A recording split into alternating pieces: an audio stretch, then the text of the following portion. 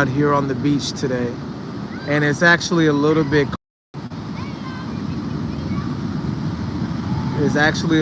cold, so I don't know how long we're gonna stay out here. If you can believe it, guys, it's a little bit too chilly to swim out here. Let me just show you. You see it's overcast, and I think there's even a little bit of rain coming. So we're not gonna be able to stay out here too long.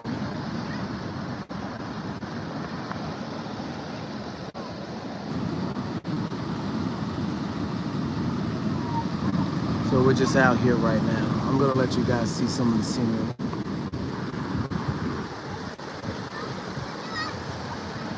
This is our favorite spot.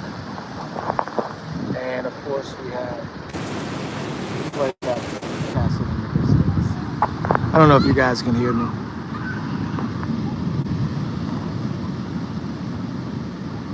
But we've been talking about a couple different things. I did a video yesterday about movies, how all movies are coded. And then the video I did before that, before I got sick, was on the calendar. And we are back talking about the calendar today by request. And I was planning on coming back and doing a part 2 on this topic anyways, but now that it's by request, you know, we're gonna do it sooner than later. And so what we talked about the last time that we did our calendar talk is that you literally have in the sky a calendar.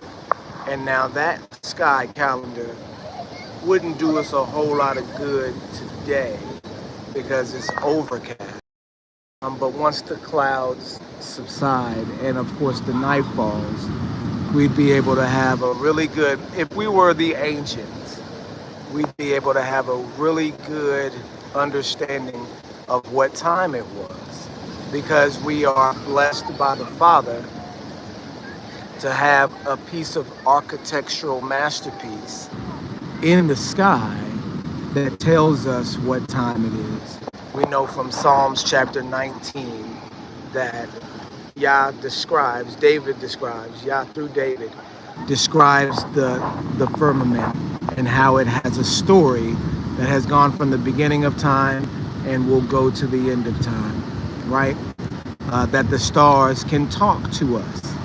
And we would, you know, think, okay, well, how are the stars talking to us? You know, by what method are, you know, the stars communicating with us? And people would look at it sometimes through occult means, because there are ways that the occult use the stars for nefarious purposes. But what they are is energetic light sources in the sky that are there for our benefit, that are configured in such a way to benefit us. Boys, back up, back up.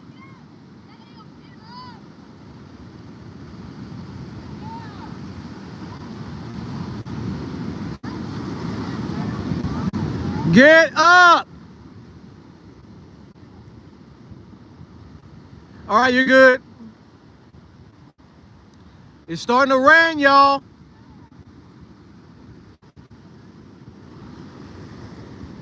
If it starts raining, we gotta leave. We've got rain coming in here too. It's just sprinkling. So I'm gonna let the boys play a little bit longer.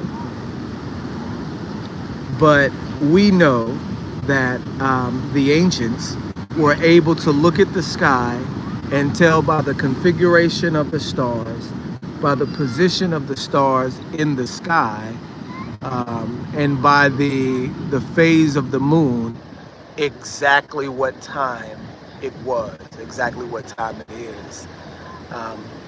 And that's not a light matter. Do you understand what I'm saying? It is a technological wonder.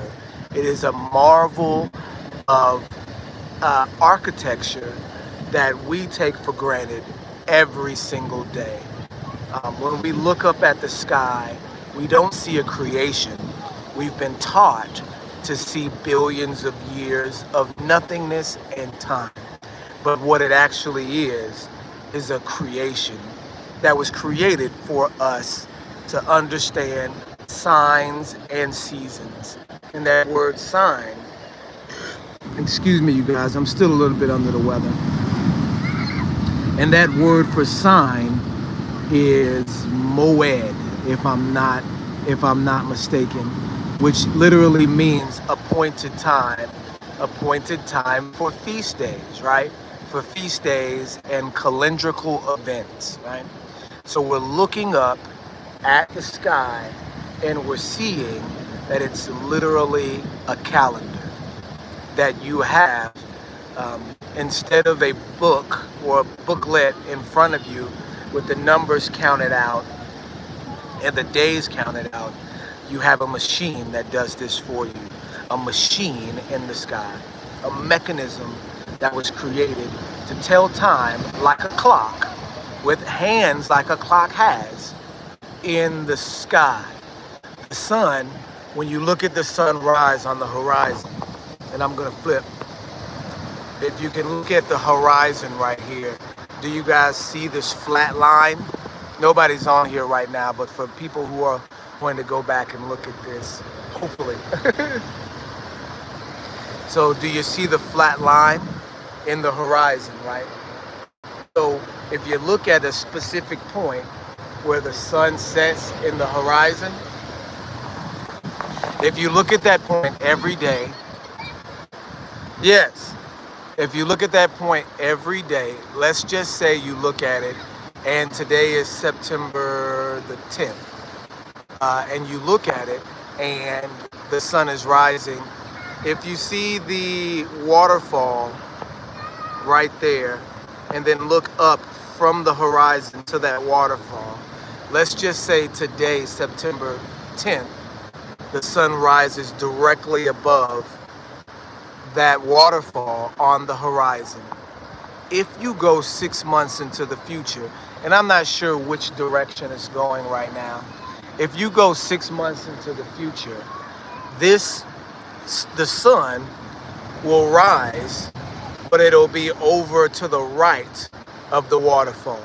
It'll be in a different position in the sky. And if you go a few months beyond that, it'll be on the other side. I say 6 months. If it's in the middle right now, which is not, it'd be in the middle, and in the time of Passover, the very beginning of the year, the equinox is when the sun rises and sets in the same place. That's your mark for the beginning of the year, not for when you count the days of the month. We spoke about this last time, but the mark for the beginning of the year, if you guys are following. So half the year, it'll be on this side, and then the other half of the year, it'll be on the other side. And this is how you mark what time of year you're in with the sun. The sun can literally tell you what time of year you're in. The sun goes through what the book of Enoch calls portals. And I believe there are 17 or 18 portals. Forgive me if I'm mistaken about this. You guys go on into Enoch and correct me on this if you have time to, and then you can put it down in the comments as to whether it was correct or not. You can put the correct answer down in there. It's 17 or 18 portals that the sun goes into, and they call them portals. They're also called windows, right? The windows in heaven. Now, it's not talking about a door, literally, that it actually goes through. What it's speaking of is a position in the sky where it sets, where the sun literally looks like it's going down into the earth, right? As we know, it's just getting further and further away on its cycle around the earth. And we do know for a fact that the sun cycles around the earth and not the other way around. You guys have to have this understanding that the devil likes to turn things upside down, right? Oh, wow. The waves are getting big here. But the devil likes to turn things upside down. So the very opposite understanding is what is true. The sun circles around the earth, not the opposite way around. The earth does not circle around the sun.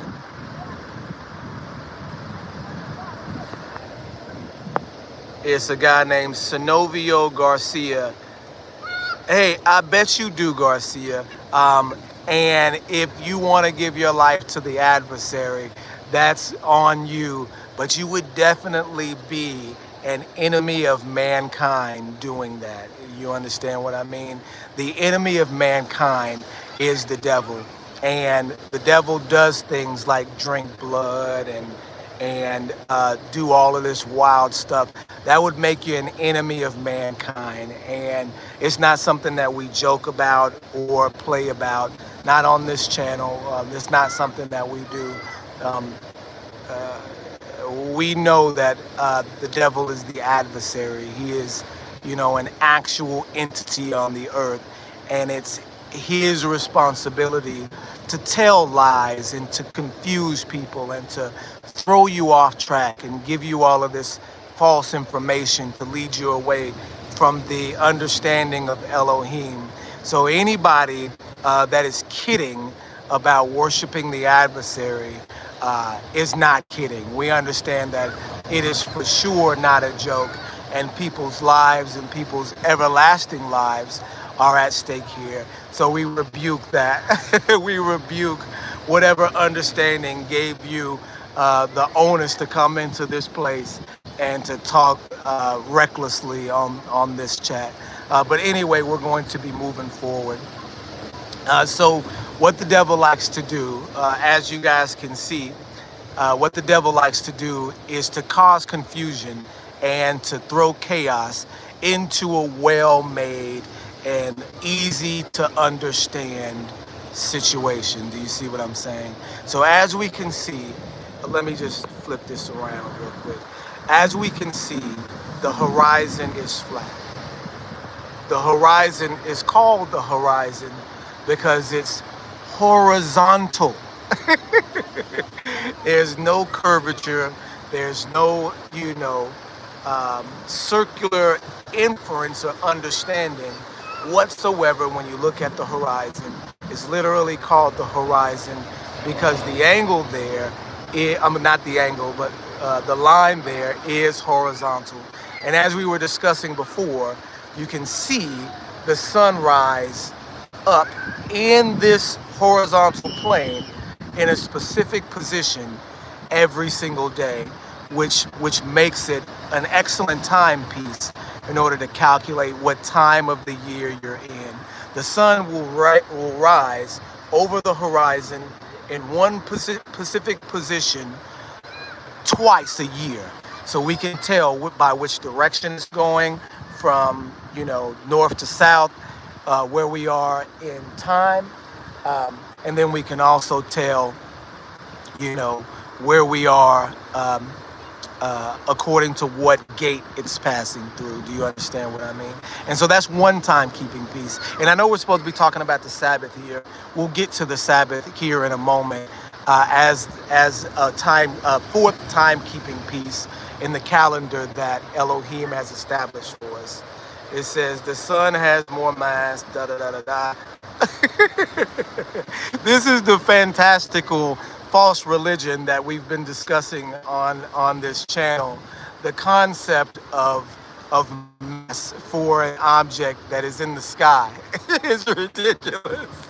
It's just an understanding that is religious in nature, that you have to have faith in the quote unquote science around the sun to actually believe in it. Because when you look into the sky and look at it, it's literally a ball of light, and there's no way that you'll be able to infer, assume, or investigate how much mass it has. I mean, it's an insane proposition. And the people that believe in these concepts are really missing that is not even there for it to be anything except for to give light to us during the day and to allow us to tell time, right? And so the secondary piece of the cosmic clock is the moon, right? The lesser light. And we understand the moon and the sun, when we look at them in the sky, they're the same size, right? And so let's just analyze really quick. According to the false cosmic understanding that the world gives you, hey baby, according to the false cosmic understanding that the world gives you, the sun and the moon were created through cosmic evolution by, you know, gravity congealing. We understand there's absolutely no such thing as gravity. That is a theoretical construct that is used to correct the the misgivings of standard model physics. So just we can use the Paul adage, speaking as a fool. Speaking as a fool, you would say, oh, the sun and the moon are created in cosmic upheaval and they congealed to where that they're both in this particular solar system. Do you see what I'm saying? One circling us and the other we're circling. But then you have to understand, if you have billions of light years of space and time and billions of years to construct based on random occurrence the things that we see in the sky, how then do you have a 1-for-1 fit of the sun, the moon over top of the sun? For one, if we are in a 360-degree, four-dimensional plane of existence outside of this spherical earth that does not actually exist, let's just say that's the case. If that is the case, which we know it's not, what are the odds of the sun and the moon being on the same north to south plane? If you're in an environment that's literally 360 degrees, north, south, northwest, east, northeast, southwest, northwest, east, what's the likelihood that the sun and the moon are on the same plane? Do you see what I'm saying? That they would have the ability to pass in front of one another. Do you see what I'm saying? That since there's 360 degrees in a plane of existence, how do you then have that randomly these two giant objects in the sky are on the same plane of existence? Do you see what I'm saying? To where that for your benefit, in certain times of the year and in long counts, that they come together for a giant image to you, a giant sign in the sky for you to recognize. What is the what is the likelihood of the sun and moon randomly appearing in the same position, on the same plane in the sky? It's absolutely 360 times 360, because there's that many options available for the sun to be on and for the moon to be on. So the odds of them landing on the same line are slim to none. And that's just one. There's another cosmological impossibility that is right there. The fact that they're the same size in the sky is another cosmic hole-in-one. You're literally talking about a golfer swinging a shot and landing the hole inside the hole 300 million miles away. Do you see the ridiculousness of how a random congealing of particles and forces and uh, uh, gravitational mix would not congeal two bodies in the sky made of different materials that are the same size. And then what they tell us is that the Earth the moon is 400 times closer to the Earth, but the sun is actually 400 times bigger than the moon, so it looks the same size in the sky. No, you guys, no. For that to be the case, it would take a probability of millions for it to happen. Literally, it's the metaphor of a golfer swinging his putt and knocking a golf ball 300 million miles away into a hole the same size. It's more than that because you have supposedly billions of light years of space and time to play with. So the option that we landed on the perfect planet for us to tell time in the sky with is just as ridiculous as the rest of the scientific that they try to tell you. Do you see what I'm saying? It's a notion that requires more faith than any religion on the face of the planet, on the flat face of the planet. It is literally the trappings of a modern religion, right? And so with that being said, then we have to reckon what the moon actually is. What it is a gyrating timepiece in the sky. Now, tell me, what could the moon be used for if it's not this random wild thing in the sky that just happened to happen? Well, it works on scheduled intervals. Do you understand what I'm saying? Man, this guy, Synovio Garcia, is going crazy in my chat right now. It says, and we will give you a little bit of time, adversary. And I don't mean to just disrespect, but you kind of came into my place a little bit bold. So let's take a look at what you're talking about here.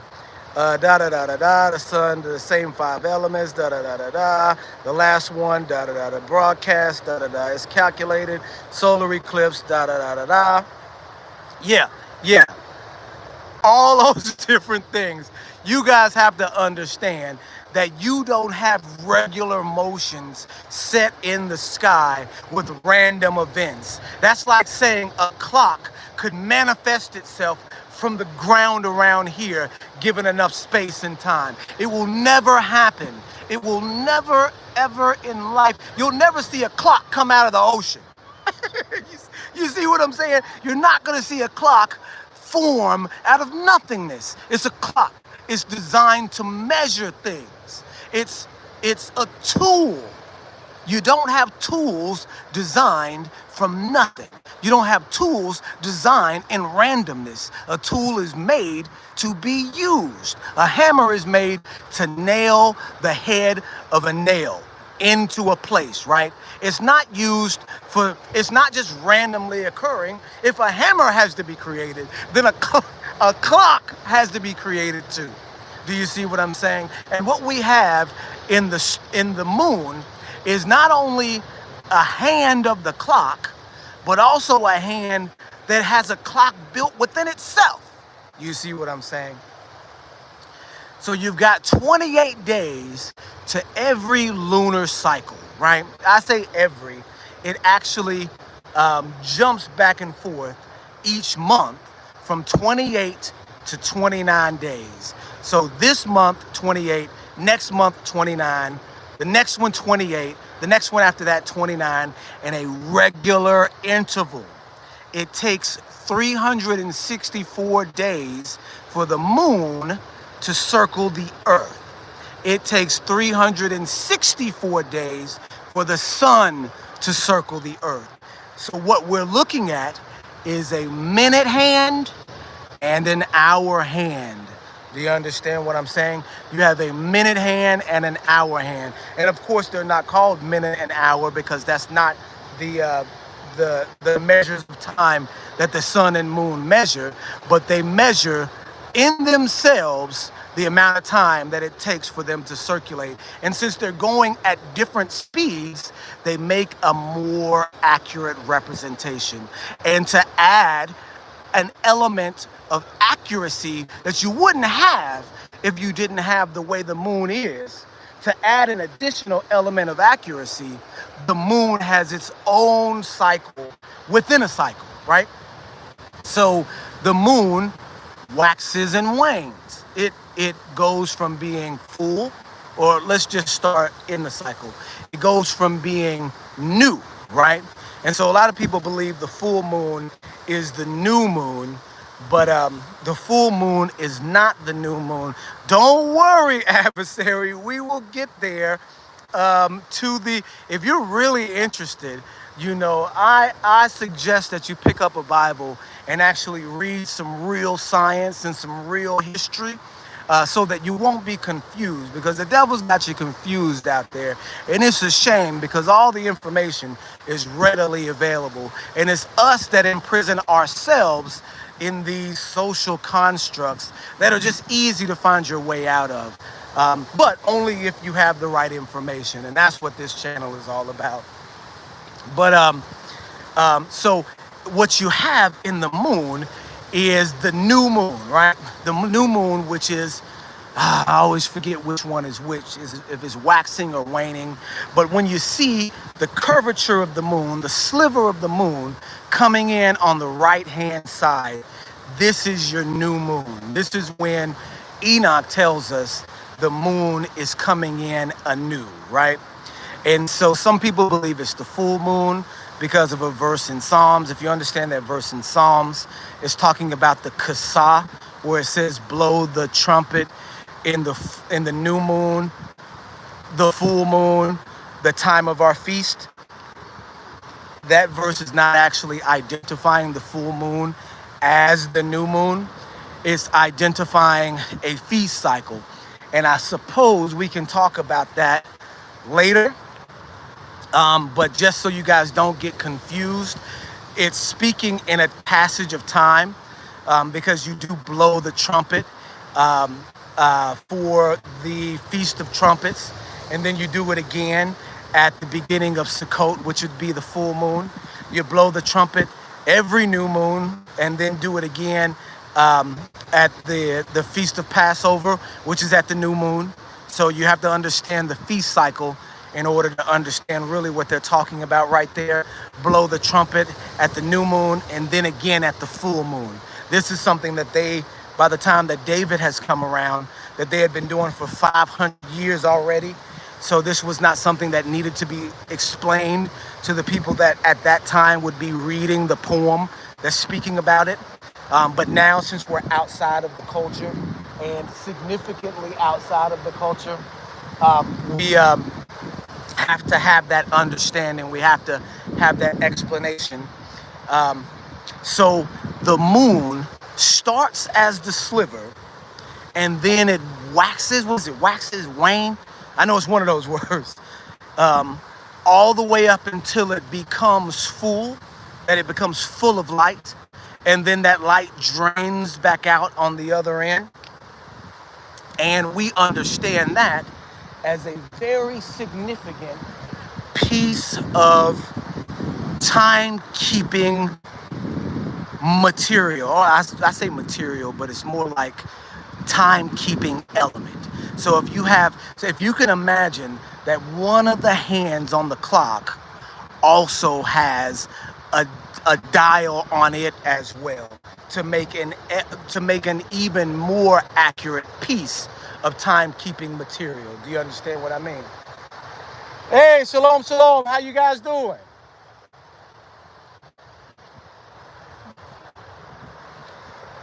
I gotta go up and speak to the family right here.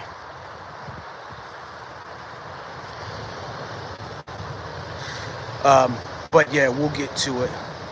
Da da da da da da da da da. Man, you going crazy in my chat, man. It seemed like Maybe you needed something to do out there, but hey, if you're listening, you might as well. What's up? So let me turn this around here.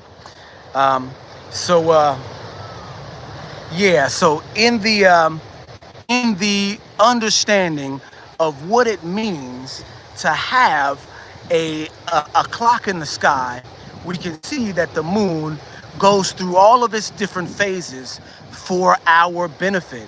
Because who else could look into the sky and use the moon becoming full, being half, being crescent, renewing itself every month? This is for our benefit. If you read, I believe it's the book of Jasher, where Abraham is being called, right? And he is in Chaldea, and he is, of course, the son of his father.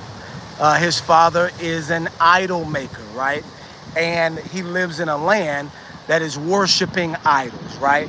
That's the only thing, the only type of gods that Abraham was raised with, including the sun and the moon, that people would worship the sun and the moon as well. But what Abraham did was he decided to think on this, right? To say, the sun and the moon have regulated positions in the sky.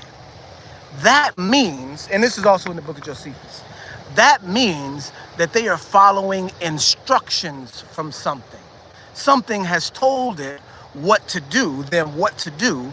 So now the direction is coming from somebody else. It can't be the sun and the moon that need to be worshiped, and it can't be anything on earth that needs to be worshiped, because we know we don't control the sun and the moon and don't have the ability to control the sun or the moon. So some unseen designer must have created the sun and the moon for our benefit.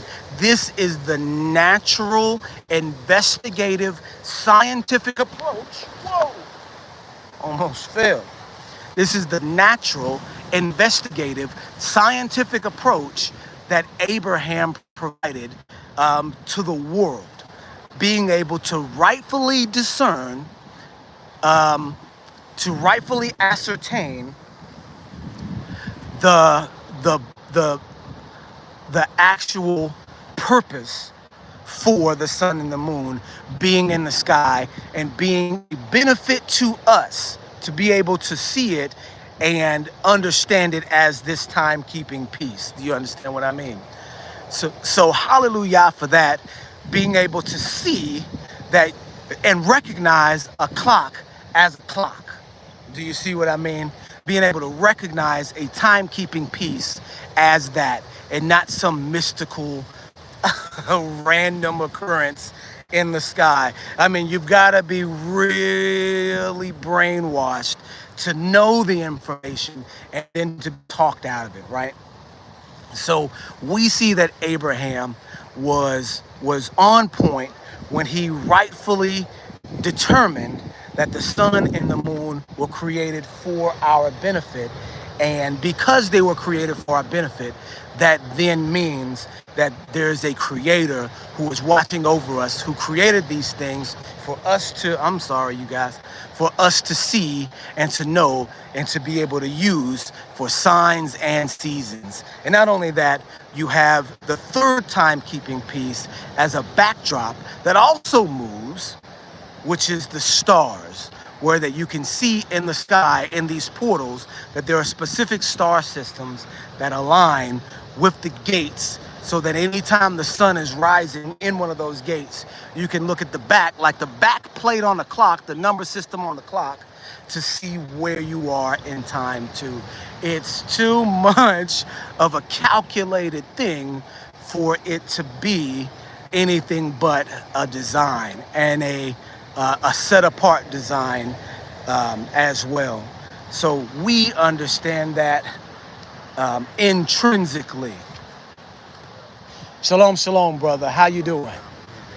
I'm good. I'm good. Wow. Long time, yeah, long time. Hey, sister, how you doing? Hey, how you doing, sister? Everything's good. The kids are playing. How the girls doing? Cool, Yeah, in cool, school cool, now. cool, cool. And then what school do they go to? The school is now. That's right. Is it? Did we Yeah, talk about this before? yeah, we talked about it Yeah, before. yeah. That's right. Whenever you're ready, let me know. Okay. Yeah, I can link you up to the lady in the school. Uh huh. Then Okay, for sure. you can also have a clue how to look Yeah, because I got to check it out first. at If it. it's good enough for you guys, I'm Yeah, pretty sure it'd be oh, good it's enough for very us good. too. Very Yeah, good. yeah. The only thing with that school though is, they teach them the stuff, like prison. Oh yeah, yeah. Of course, we've already, trained them on how to, So block you that have to, out. Yeah. that part, y'all know that till we go to our school. Right. That's We the. plan on building a school. Okay, okay. All right, that's cool. That's really cool.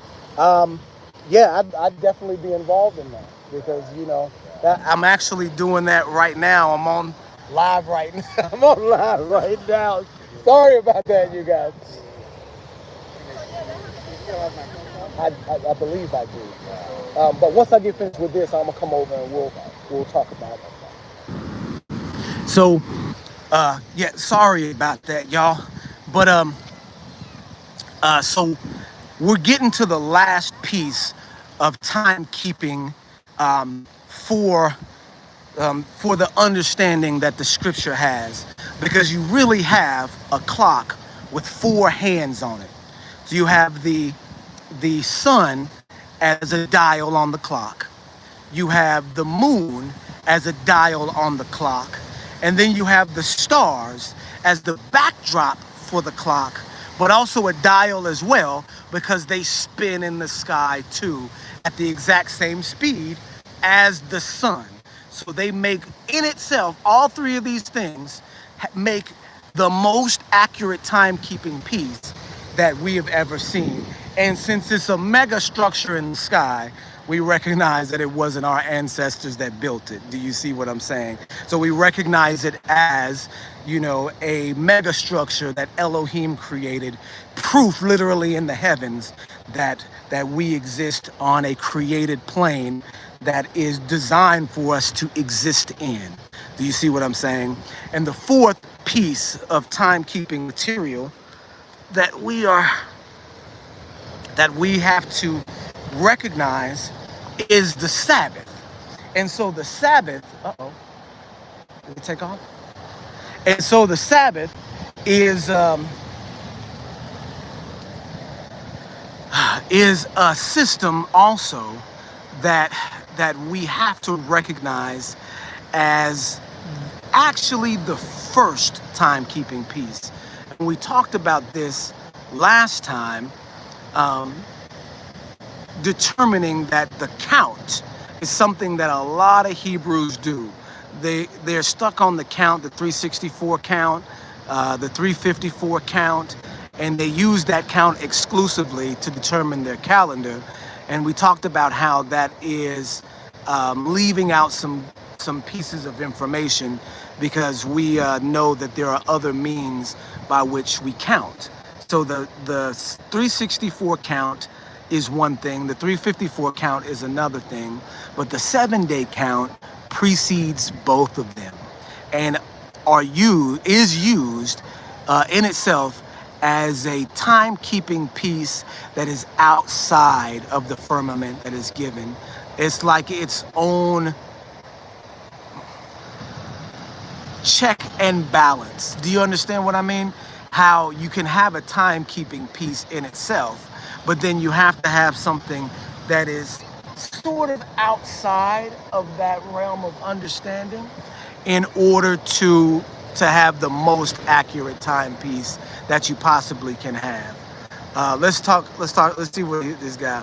It says outdated information. Who are you talking to? I'm the only one watching. Man, I'm talking to people that are gonna come back and watch this video. It says nobody else is hearing. Ghana found your address. Taking a flight over there so I can give you a quick. All right, come on down. You know where we at. So yeah, so we are discussing the Sabbath day and the importance that it has for the calendrical system, right? And we'll go into the scripture and we'll talk about how it lines up in the calendar system. And so after we do that, and I kind of do want to get to some Sabbath stuff right here at the end, I probably should come back and do a more accurate timekeeping, you know, video about the Sabbath. But I think I can squeeze that one into this one as well. So what we're looking at is, with the Sabbath, a timekeeping piece that started before before we have such thing as a sun or a moon. Let's try to do something about this dude right here, because let's see, can we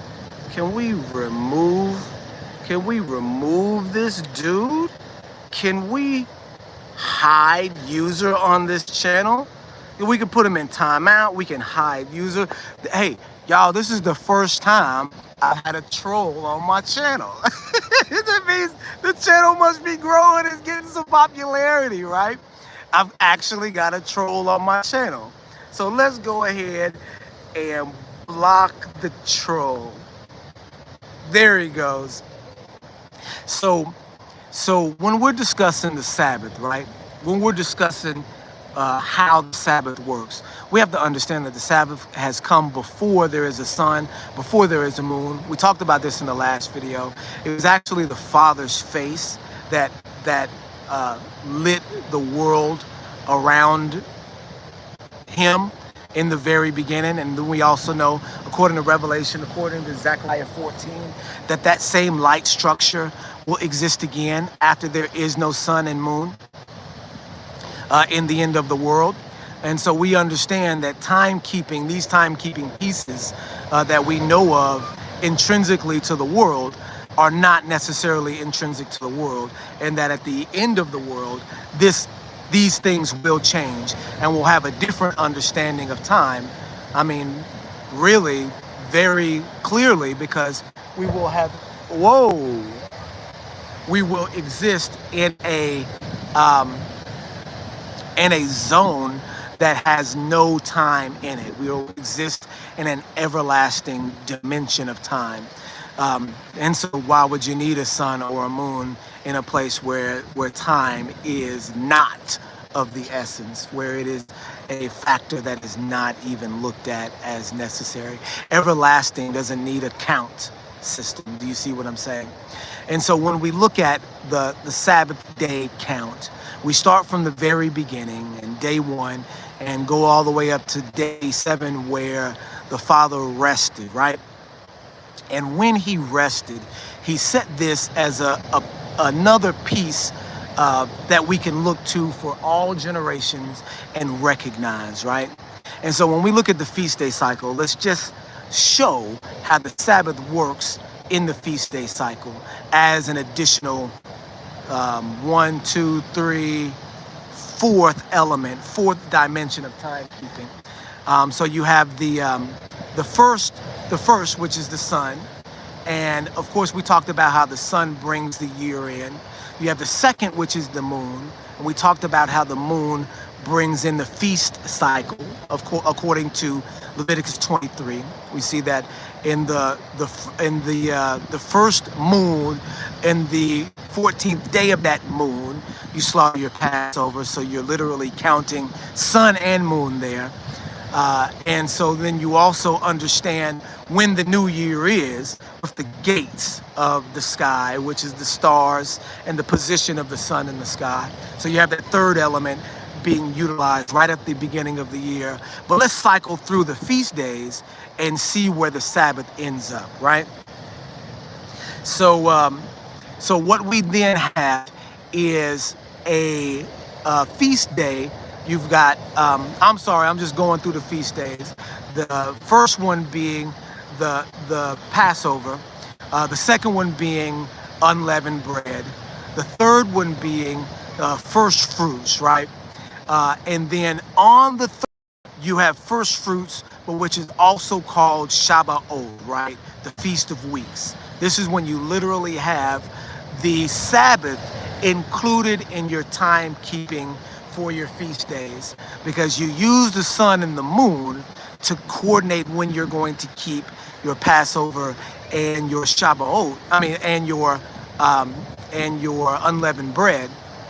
But after that, you have to use the Sabbath, 7 Sabbaths, to find the Shabbatot. And this is where you literally have not the sun, or I guess you could say the sun in counting your days, but not the moon when recognizing the Sabbath day in 49 days for you to understand when to keep this next feast day.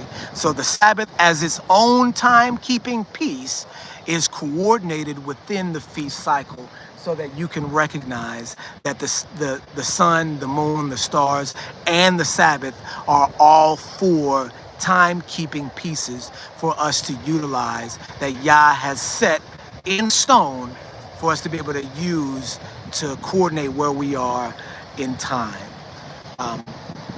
And so what we are looking at now is, can we trust the Sabbath day?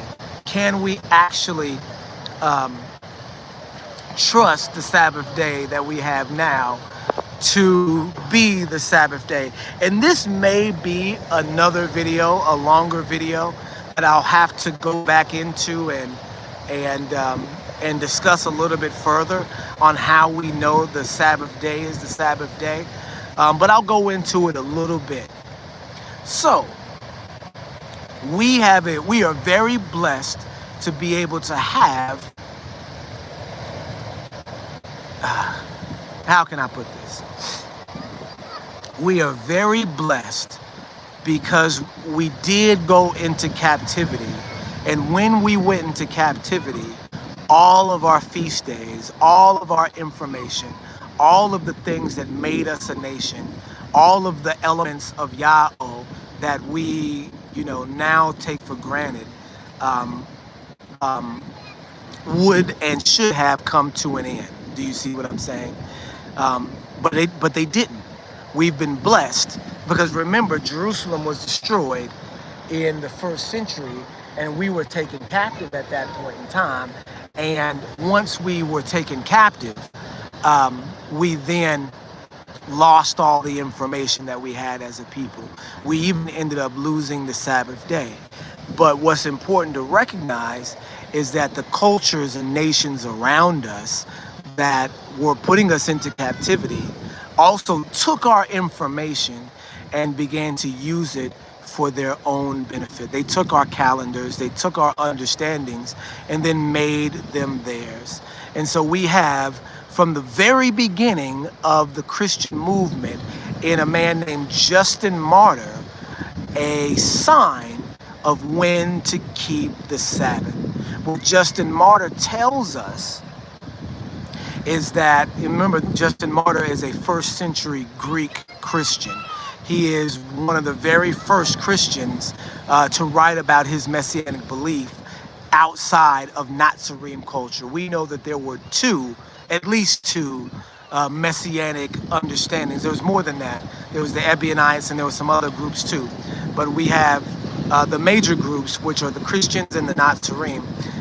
So we have records from one group. We have records from both groups because Yahusha and the apostles fall under the Nazarene, and then Justin Martyr falls under the Christians. So Justin Martyr writes that even in his time, which is directly after the fall of Jerusalem, that even at that time there had been some people who were discounting the Hebraic supremacy of the text, that it is a book written to the Hebrew people and for the Hebrew people. You had Justin Martyr literally questioning this concept in his book, which is called Against Trypho. What that book is really going into is a pronouncement of judgment against Jewish people for, breaking the commandments. He's saying that keeping the Sabbath is a curse because the Jewish people are cursed, right? We know this is all incorrect material. But what he does say that is useful for us is that that's why we Christians keep Sunday Sabbath the next day after the Sabbath, right? And so we have at a very early witness, Justin Martyr, telling us that his people used the very next day after the Jews to align to their Sabbath. This is one marker in time that tells us the Sabbath is on the day before the Christians keep it. Now, that's been 2,000 years ago. So how do we know that's the same day? Well, let's mark ourselves up in time and let's use these other cultures to pinpoint whether or not this changes, right? So let's go up to another marker. We have 313 AD when Constantine declares Christianity to be the religion of the Empire of Rome. And so when he does that, he also establishes Sunday, the day after the Jewish Sabbath, as the day that they will worship, right? Not the Jewish Sabbath, but the day after. There's even pronouncements made at the time that anyone found keeping this Jewish Sabbath was to be an anathema, right? It was to be a curse. These are the same styles of curses that the Jewish people were pronouncing upon the Nazarene, except, of course, they were just in a different context. We now have the Christians pronouncing curses against the Nazarene, right? And so one of those curses was that if you are found keeping the Sabbath with the Jews, that you may be cursed and removed from Christ. This is not, to say that there's any truth in that.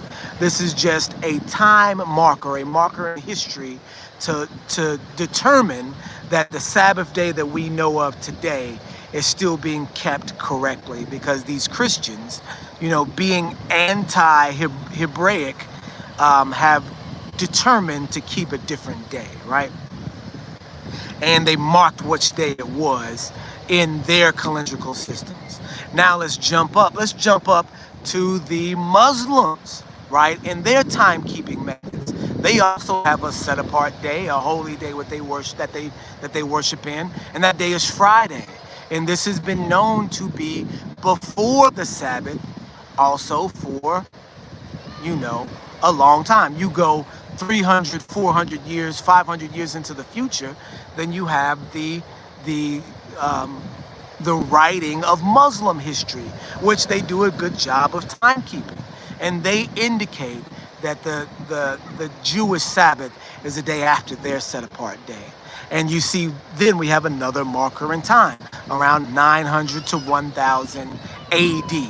So we're going up about 500 years about 300 years in every cycle to prove that the Sabbath is in this position. We still have Sunday Sabbath for the Christians. Now we have the additional Friday Sabbath for the Muslims, putting our Sabbath snugly in between. Now you'll say the Gregorian calendar was changed in the 1500s. You went from May 13th to June, July 15th on the actual calendar date that we use today. Well, that's all fine and good, but then you find out that they did not change the 7-day cycle. You see, the Gregorian calendar is a compilation of 4 different calendars. Sun, moon, or 3 different calendars. Sun, moon, and 7-day count. Monday, Tuesday, Wednesday, Thursday, Friday, Saturday, Sunday is the 7-day Sabbath calendar, which is what we've talked about, is that it's a different calendar than the rest of them. But it still has a 365 and a quarter for its false sun, and then you have 12 months for their false moons. So what you literally have are 3 calendars in one. And the only part of those calendars that, the Christians changed was the actual sun and moon portion. They kept Sunday through Monday, or Sunday through Saturday, the same, and did not change this cycle whatsoever. If it was, when they did that change, if you go in history and look, that they did do this change, where on one day it went from April 13th or whatever to May 15th, that span of time was just jumped up from April to May, and that amount of time didn't pass. that it was actually one day that passed.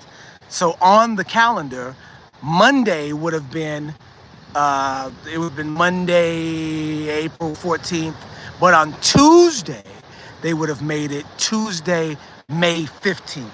So that month jumped, but the 7-day Sabbath count did not change.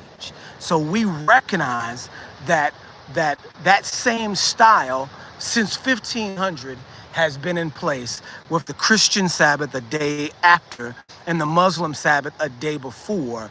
And these not pagan nations, because they're Abrahamic religion, but these pagan people groups that adopted these Abrahamic religions, these plays on the actual religion of the world, did us a favor, because in our captivity we would have never been able to keep this style of record keeping, and so they did it on our behalf, by means of the Father, because we recognize the Father put these things into place for us to be able to recognize when we come back into the truth at a later date. So we can recognize that the Sabbath that we're keeping today is the Sabbath. If you know your history well enough, you'll know that the Saturday Sabbath is the 7-day Sabbath that they've been keeping since the beginning of time, you guys, since creation. That we are so blessed to be able to have 2,000 years of documented history, not from Israelites, but from people copying Israelites a day before and a day after, to place the Sabbath in time for us to wake up in 2024, look at the history, and see that it be so. Do you see what I'm saying? The people that are using the moon to find the Sabbath are misguided, because it's 1, 2, 3, 4, 5, 6, 7. You don't need the moon for that. The people that are using any other means that doesn't have the 7-day count, if they're starting it on Sunday, if it changes every year, because we've got Hebraic groups that are changing the Sabbath every year because they're trying to calculate it with the moon or with the sun, or going backwards with the sun, when the Sabbath existed before there was a sun. So you're not going to be able to find the Sabbath with the sun. You're not going to be able to find the Sabbath with the moon. The Sabbath has to be given to you, and it has been given to this generation. Do you see what I'm saying? It has been given to us for us to find and for us to recognize that the one that we think is true, that they could not wipe that out from history, and thus they could not wipe it out from the present day either. So hallelujah that we have access to the calendar of Yah, and it's 4 different parts: sun, moon, stars, and Sabbath count. Now, will these things change in the future? Yes, in the world that is to come, it will change. These things will change. But hallelujah, because, we have the understanding that we have today. We're able to find them, we're able to look upon them, and we're able to understand them. Excuse me, you guys. We are coming up on the Feast of Trumpets, starting at the beginning of next month, and the 7th moon on the first day of the moon that you blow your trumpet. So we will be celebrating that feast here coming up at the beginning of October. And you guys, I pray that you guys will be keeping your remembrance as well. Again, the way that you find it would be to look for a sliver in the next moon. The next sliver that you see in the sky, that's your feast day, you guys. The very first instance that you can see a sliver in the sky is when you start blowing your trumpets, guys. And we'll be doing it all around the world together. You hear me? We'll be doing it together, and we know the significance of what a trumpet means. And I guess we can get into that with the next video, kind of breaking down what the feast days represent, and why they're important to keep and to understand. They actually tell the story of salvation within them, which is a beautiful, beautiful thing. All right, you guys. Shalom, shalom. We actually got our first troll on this channel, which is a blessing to me, because that means that the channel is at least going wide enough for people to be able to have access to it. And even if we got a devil to come through and try to throw some shade, you know, we do know that the message is getting out there. And that means that there is no excuse but to have the correct information. And not all generations have been that way, but this one is. Hallelujah for that, you guys. All right. Shalom, shalom.